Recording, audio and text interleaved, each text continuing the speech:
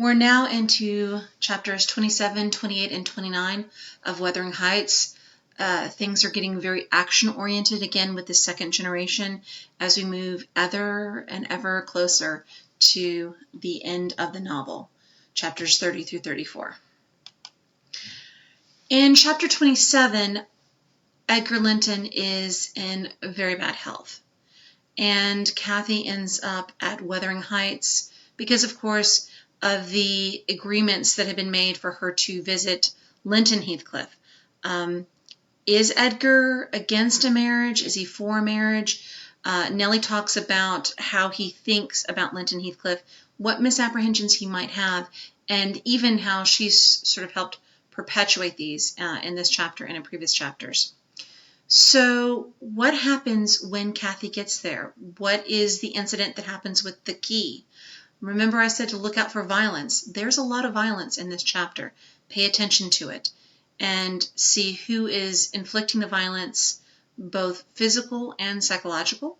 What violence has been inflicted on Linton Heathcliff and what violence gets inflicted on Kathy.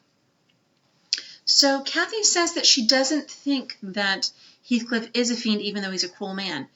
Who else has seen him as a fiend? What is this echoing in this chapter? And we have quite a few echoes in it. Nellie basically demands that Heathcliff explain Linton's character or that Kathy is going to think of him as a cockatrice. This is actually a mythical beast that's often used interchangeably with a basilisk, which we've seen before in describing Heathcliff in his case. So there's a lot of word origins, etymology that connects this with tracking or treading or hunting. So how would this apply to the situation here? Has, in a certain sense, Linton Heathcliff been hunting something, maybe not at his own instigation, but perhaps at his father's? A cockatrice and a basilisk were thought to be able to kill with a look, and that the only way to kill one was with having it view itself in a mirror. Again, think about our mirrored plots, our doubling. This might come into play. A lot of famous authors like Edmund Spenser and Shakespeare, even in the Bible, have these mythic beasts like the cockatrice and the basilisk used as connections to innocence, and innocence being perhaps attacked, as it is in the Bible, in Isaiah, and then even the idea of that cruel look of a cockatrice or a basilisk as a killing look. So again, our focus on eyes now being connected in with mythical beasts that are associated with devilish things or evil things. How is this all connecting together?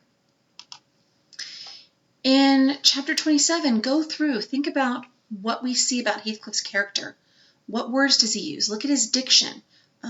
Is he cursing? Do we have complex sentences or sort of ejaculations of cursing? What does he say? What are the other characters using as their words to describe him and describe his actions? Do we lose all sympathy for him? What do you think Bronte is trying to achieve by presenting Heathcliff this way? Are there any moments that we connect with him? And at the end of this chapter, Nellie can't see what's going on. Why does Bronte do this? What's the point? Chapter 28, Kathy does escape in time to see Edgar before his death. He does die. He dies before he can do something quite important. And Heathcliff has also prevented something important from happening, which dovetails into that. How does Kathy actually end up escaping from Wuthering Heights? Who helps her? What path does she take out? Why is that significant? And think about all of this and how we again keep echoing in the second generation what has happened in the first. But it's not a exact double. Things are changing. People are different.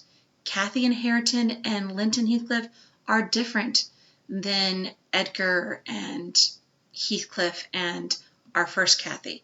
In what ways? Pay attention to that. Chapter 29 is a very dramatic chapter, and in fact, this is the chapter where we finally see why Heathcliff was so incensed in getting into the actual House of Wuthering Heights when Isabella and Henley denied him entrance. And we see his absolute anger and agony. Now we kind of understand why as we read this, because Heathcliff goes into what was motivating him. At the beginning of this chapter, Cathy Linton is at Thrushcross Grange. Her father's just died. Heathcliff has come to collect her. He's actually going to rent out the house. We know who to, because it's, of course, Lockwood who will eventually come. He is quite denigrating when he speaks about his son. What does he say about him? How does Cathy Linton defend him, even though she obviously feels trapped by what has happened? She presents a very different idea, and an idea about forgiveness and how we treat others that Heathcliff doesn't quite access. We get him talking with Nellie about the first Catherine, the Catherine he loved. What has he done? How has she disturbed him? How has he disturbed her? And there's a lot of focus on devil imagery, Christian imagery, how he is not Christian, how he is basically, how Heathcliff is like the devil. We get this idea of him being presented as lonely like the devil because the devil can't truly love and be loved, and therefore he must be lonely. And again, we also have Heathcliff presenting himself almost like a Christ figure in his supplication and his worship of Cathy Earnshaw, who he has been denied seeing for all these years, and what he does to try to be with her again. Again, we have a reference to a fiend, the fiend inside of me. Who is using that and why? And again, Heathcliff being described with a fiery vision. There were red embers of fire in his eyes. So again, think about what is happening and what strong emotions are being demonstrated here, and for what purpose. At this point, has Heathcliff achieved his objectives? Is there anything else he still needs? And how does he feel?